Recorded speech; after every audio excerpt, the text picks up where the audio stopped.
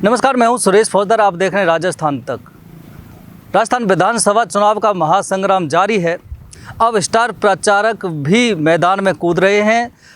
पूर्वी राजस्थान के भरतपुर ज़िले की अगर बात करें तो 17 तारीख को मायावती की बहुत बड़ी जनसभा है। 18 नवंबर को प्रधानमंत्री नरेंद्र मोदी की जनसभा प्रस्तावित है। जो स्टार प्रचारक हैं, चाहे बीजेपी के हैं, चाहे कांग्रेस के हैं, चाहे बीएसपी के हैं, वो सब अब मैदान में आने वाले हैं मतदाताओं को लुभाने के लिए, दावे वादे करने के लिए।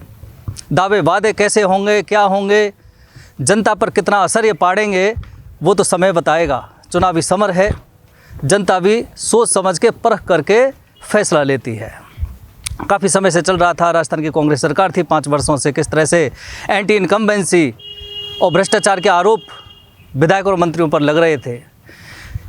बताया जा रहा था कि विधानसभा चुनाव से पहले जो आरोप लग रहे थे, चाहे ईआरसीपी का मुद्दा हो, चाहे भ्रष्टाचार का मुद्दा हो, दुष्कर्म के मुद्दे हों, ये तमाम तरह के मुद्दे चल रहे थे। लेकिन विधानसभा चुनाव आते आते वो सब दरकिनार कर दिए गए, वो सब खत्म हो गए और मुद्दा सिर्फ एक ही है अब इस समय चुनावी समर में, जातीय समीकरण। जातीय समीकरण हावी हो गया, सारे मुद्दे खत्म हो गए। सिर्फ जातीय समीकरण के आधार पर ही चुनाव लड़ा जा रहा है। जातीय समीकरण के आधार पर ही बीजेपी, कांग्रेस, बीएसपी, आरएलपी जो भी पार्टियां हैं उन्होंने टिकट वितरण किया है। अब जो भी मैदान में प्रत्याशी हैं, किसी भी पार्टी के हों या निर्दलीय हों, सिर्फ चुनावी माहौल में जातीय समीकरण साधने के आधार पर ही चुनाव लड़ाया जा रहा है।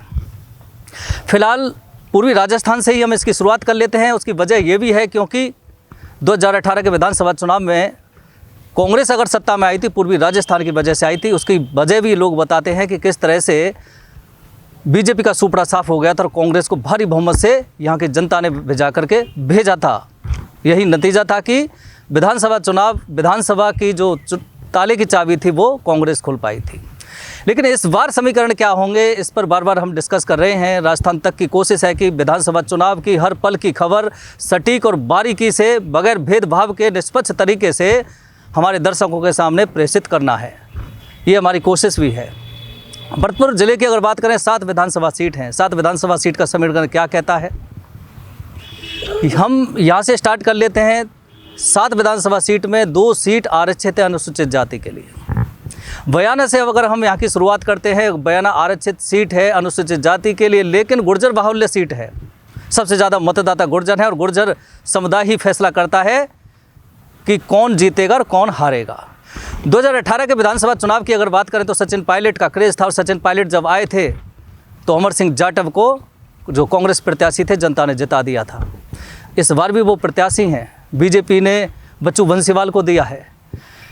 लेकिन ऋतु बनावत नामक एक महिला है जो 2 बार विधानसभा चुनाव लड़ चुकी है। 13 में निर्दलीय लड़ी थी, 18 में बीजेपी से, इस बार टिकट काट दिया, फिर भी वो इंडिपेंडेंट लड़ रही हैं। और इस महिला ने बीजेपी कांग्रेस के पसीने छुड़ा रखे हैं। उसकी वजह क्या है?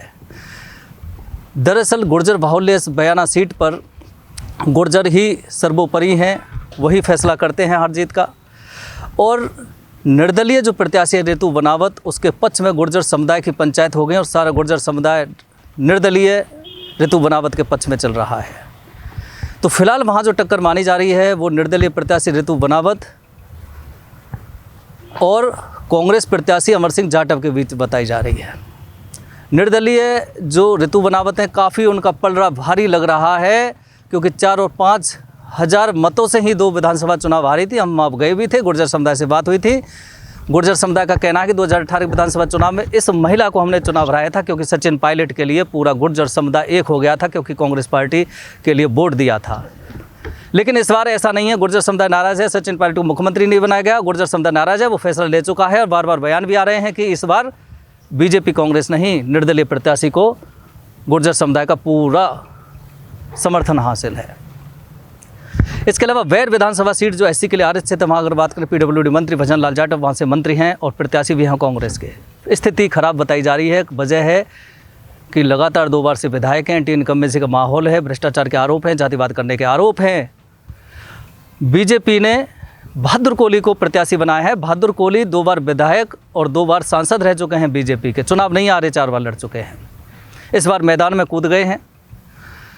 भजन लाल और जो बीजेपी के उम्मीदवार हैं बहादुर कोलिन के बीच सीधी टक्कर बताई जा रही है, लेकिन भजनलाल की मजबूत स्थिति नहीं कही जा सकती। भजनलाल का विरोध हो रहा है क्योंकि जाट, गुर्जर और जो भी जातियाँ जो वहाँ बहुतायत में है उनमें काफ़ी विरोध भजनलाल जाटव का देखने को मिल रहा है। इसलिए वहाँ पे जो भारी पड़ रहा है आज की स्थिति में समीकरण के आधार पर वो बहादुर कोहली ज़्यादा मजबूत दिखाई दे रहा है।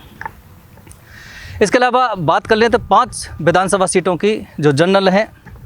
कामा विधानसभा जो मेवात में कही जाती है मुस्लिम बाहुल्य सीट है। जाहिदा खान वहाँ से उनका परिवार उनका वहाँ पे होल्ड रहा है, लेकिन इस बार जाहिदा खान का काफ़ी विरोध वहाँ के इलाके के लोगों ने किया था। जब बात हुई उनका कहना था कि 100-150 लोग हैं जो विरोधी हैं वही विरोध कर रहे हैं और वो टिकट नहीं देने का भी विरोध करे कि जाहिदा खान का टिकट काटा जाए, लेकिन ऐसा नहीं हुआ। जाहिदा खान को ही फिर से प्रत्याशी बनाया कांग्रेस ने। वहाँ पे बताया जा रही है एक नौछम चौधरी हैं जो हरियाणा के पुन्हाना से आती हैं, वहाँ पे चुनाव हार गई थी 2019 में, फिर से उनको बीजेपी ने यहाँ से प्रत्याशी बना दिया है। भारी है प्रत्याशी का आरोप लग रहा है कि वो भारी प्रत्याशी हैं, यहाँ क्यों लाया गया। वहाँ सीधा सा अब नौछम चौधरी और कांग्रेस की जाहिदा खान के बीच टक्कर बताई जा रही है, लेकिन बताया जा रहा है कि नौछम चौधरी इसलिए कमज़ोर हो सकते हैं क्योंकि भारी प्रत्याशी का उन पर ठप्पा लगा हुआ है। जनता को वो जानती नहीं, इलाके के फिजिकल एरिया को वो जानती नहीं, इलाके के पॉलिटिकल एरिया को वो जानती नहीं, अनभिज्ञ हैं, लोग उनको नहीं जानते, वो लोगों को नहीं जानते। तो जाहिदा खान काफ़ी मजबूत वहाँ इस समय बताई जा रही है जो समीकरण सामने आ रहे हैं। इसके अलावा भरतपुर विधानसभा सीट की बात करें तो डॉक्टर सुभाष गर्ग ने बीजेपी का किला तोड़ा था 2018 के विधानसभा चुनाव में। आरएलडी और बीजेपी कांग्रेस के गठबंधन से है। अब आरएलडी के सिंबल पर वो चुनाव लड़ रहे हैं दोबारा। 18 में लड़े थे, फिर भी लड़ रहे हैं। विजय बंसल जो 3 बार से लगातार विधायक थे उनको धरचित कर दिया था 2018 के विधानसभा चुनाव में डॉक्टर सुभाष गर्ग ने 15,000 वोटों से हराया था। और डॉक्टर सुभाष गर्ग के बारे में जो काफ़ी समय से बताया जा रहा है, आरोप चाहे लगते रहे हों, लेकिन एक बहुत बड़ी चीज़ जो उन्होंने की थी कि इतना स्पेस पैदा कर दिया सामने लड़ने वाले प्रत्याशियों के लिए कि वो भर पाना बड़ा मुश्किल हो रहा है। क्योंकि 5 साल में जिस तरह से उन्होंने विकास कार्य किए हैं, आधारभूत सुविधाओं का विकास किया है, या फिर जनता से जो कनेक्टिविटी उनकी रही है दिन रात 24 घंटे, टू ट्रैवलिंग अपने एरिया में सबसे ज़्यादा रहे हैं, वो बहुत जो इनके जो कारनामे हैं डॉक्टर सुभाष गर्ग के, वो जो प्रत्याशी लड़ रहे हैं उनके विरोध में उनके लिए बहुत भारी पड़ रहा है। यहाँ फिलहाल जो टक्कर है भरतपुर विधानसभा सीट पर वो डॉक्टर सुभाष गर्ग और बीएसपी के उम्मीदवार हैं गिरीश चौधरी, उनके बीच सीधी टक्कर बताई जा रही है। इसका मतलब यह है कि बीजेपी के विजय बंसल जिनको रिपीट दिया गया है, विजय बंसल इस लड़ाई में से बाहर फिलहाल दिखाई दे रहे हैं। गिरीश चौधरी बीएसपी से उम्मीदवार हैं। बीएसपी के खुद के वोट हैं, वोट बैंक है अनुसूचित जाति का, वो उनको मिलता है। और यदि जाट समुदाय सबसे ज़्यादा बहुतायत में वो गोल हो जाता है तो गिरीश चौधरी बहुत उभर सकते हैं, लेकिन फिलहाल जाट समुदाय गिरीश चौधरी के पक्ष में गोल होता हुआ दिखाई फिलहाल तो नहीं दे रहा है। कोशिश की जा रही है। फिलहाल तो डॉक्टर सुभाष गर्ग और गिरीश चौधरी के बीच टक्कर है, जिसमें सुभाष गर्ग काफ़ी मजबूत दिखाई दे रहे हैं, क्योंकि हमारी काफ़ी बात हुई है लोगों से। जाट समुदाय का भी जो रुझान है वो डॉक्टर सुभाष गर्ग की तरफ चलता हुआ जा रहा है। इसमें क्या होगा, कौन कितने तोड़ पाएगा, वो अभी समय बताएगा। नदबई विधानसभा क्षेत्र की अगर बात करें, जोगेंद्र सिंह अवाना बीएसपी जीते, कांग्रेस शामिल हो गए, फिर कांग्रेस से प्रत्याशी हैं।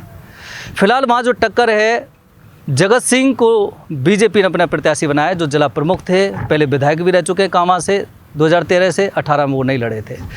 जगत सिंह के बारे में सिर्फ इतना कहा जा रहा है, जाट बाहुल्य सीट है नदबई, कि जगत सिंह तो मजबूरी है अवाना को रवाना करना है। यानी कि जगत सिंह को पसंद नहीं किया जा रहा है, सिर्फ मजबूरी में पसंद किया जा रहा है, क्योंकि 5 साल चुनाव जीतने के बाद जगत सिंह भी गायब हो जाते हैं, लोगों से मिलते नहीं, फ़ोन नहीं उठाते। तो नदबई के क्षेत्र के जो लोग हैं वो ये कह रहे हैं 5 साल जोगेंद्र सिंह अवाना ने ख़राब कर दी, भ्रष्टाचार और तमाम तरह के जातिवाद करने के आरोप उन पर लगे थे। अब 5 साल बीजेपी का प्रत्याशी यदि जगत सिंह आता है तो भी 5 साल ख़राब हो जाएंगे, क्योंकि ना तो वो किसी से मिलेंगे, ना फ़ोन पे बात करेंगे, गायब रहेंगे। तो वहाँ पे नदबई में जो सीधा टक्कर चल रही है, जो चुनावी टक्कर है, वो बीजेपी के कैंडिडेट जगत सिंह और बीएसपी के कैंडिडेट खेम कर्णतौली के बीच चल रही है। खेम कर्णतौली भी 2018 में विधानसभा चुनाव लड़े थे, करीब 25,000 से ज़्यादा मत वो लेकर आए थे, निर्दलीय। बताया जा रहा है एससी वोट बैंक अगर खेम कर्णतौली को मिलता है और जाट वोट भी अगर उसको मिलती हैं, जैसे 25,000 पहले मिली थी, तो खेम कर्णतौली काफ़ी मजबूत स्थिति में होने की ओर अग्रसर हो रहा है। इसलिए वहाँ पे टक्कर सीधी सी जगत सिंह और बीएसपी के खेमकर अतौली के बीच बताई जा रही है। लेकिन लास्ट में मजबूत स्थिति फिर भी जगत सिंह की कही जा सकती है, क्योंकि जाट समुदाय को ये लगता है कि जोगेंद्र सिंह अवाना को रवाना करना है तो जगत सिंह के पक्ष में गोल होना पड़ेगा जाट समुदाय को। गुर्जर समुदाय भी जगत सिंह को समर्थन कर चुका है, ब्राह्मण समुदाय भी समर्थन कर चुका है जगत सिंह को। इसके अलावा डी कुमेर की अगर बात करें तो वही प्रत्याशी हैं, कैबिनेट मंत्री पूर्व राज्य परिवार के सदस्य विश्वेंद्र सिंह कांग्रेस से ही फिर से प्रत्याशी हैं। डॉक्टर शैलेश सिंह को फिर से प्रत्याशी बनाया, 8000 मतों से 2098 वो हार गए थे। टक्कर चल रही है बताया जा रहा है, दोनों के बीच काफ़ी टक्कर चल रही है और माफ़ करिएगा कुछ भी हो सकता है वहाँ पे। लेकिन विश्वेंद्र सिंह के लिए कई फ़ायदे की चीज़ ये भी है कि उन्होंने डी को नया जिला बनाया है, लोगों के लिए खुशी की विषय भी है, लोग उस चीज़ के लिए विश्वेंद्र सिंह के पक्ष में भी आ सकते हैं। लेकिन कुमेर साइड के कुछ लोग जो भरतपुर ज़िले से सटे हुए हैं उनमें नाराज़गी भी है। उस नाराज़गी को महाराजा विश्वेंद्र सिंह कितना सही कर पाएंगे, उनको कितना मना पाएंगे, सेटिस्फाई कर पाएंगे, वो अभी देखने वाली बात होगी। लेकिन फ़िलहाल वहाँ पे कांटे की टक्कर चल रही है। लेकिन विश्वेंद्र सिंह पे जातिवाद करने के कभी आरोप नहीं लगे, भ्रष्टाचार करने के कभी आरोप नहीं लगे, पक्षपात करने के कभी आरोप नहीं लगे। लेकिन ये उनका पॉजिटिव पॉइंट है, जनता में उनके प्रति आस्था और श्रद्धा भी है राज परिवार के प्रति।